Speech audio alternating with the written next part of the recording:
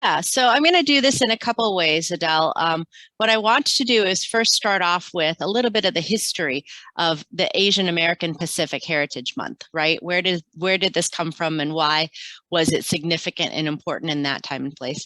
And then I want to shift a little bit more towards Philippine Methodism, which, as you heard from my story, my parents are from the Philippines, and to talk a little bit more about sort of the global arch of Methodism and United Methodism in the Asia Pacific region of the world. So first of all, the Asian American Pacific Heritage Month first was brought forward by the U.S. Congress in a resolution that was introduced to the House of Representatives in 1977 by Representative Frank Horton. This particular House joint resolution was number 540. And Senator Daniel Inouye also attempted to offer a similar resolution in the Senate. But in 1977, neither of those resolutions passed, right? So they tried again in October of 1978. And by then, I think the tenor had changed, and it did finally pass. And President Jimmy Carter signed the resolution. It became law to recognize only a 7-day period beginning on May 4th, 1979, as Asian Pacific American Heritage Week. In 1990, Congress finally passed that Public Law 101283, expanding the observance to a full month in 1990.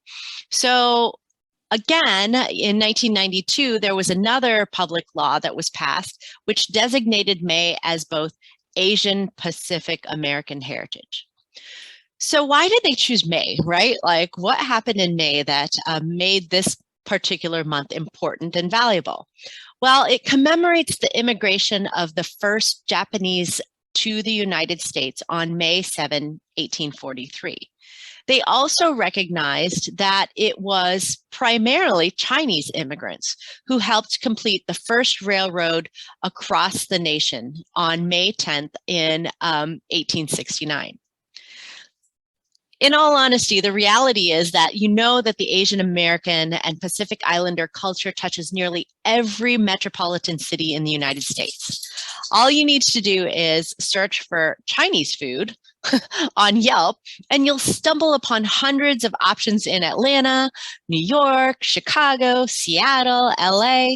And many of these wonderful cities have fusion like restaurants, right? Like they use Asian American fusions, and this cuisine is a base and a riff off like popular dishes like, General Tao's chicken or Mongolian beef.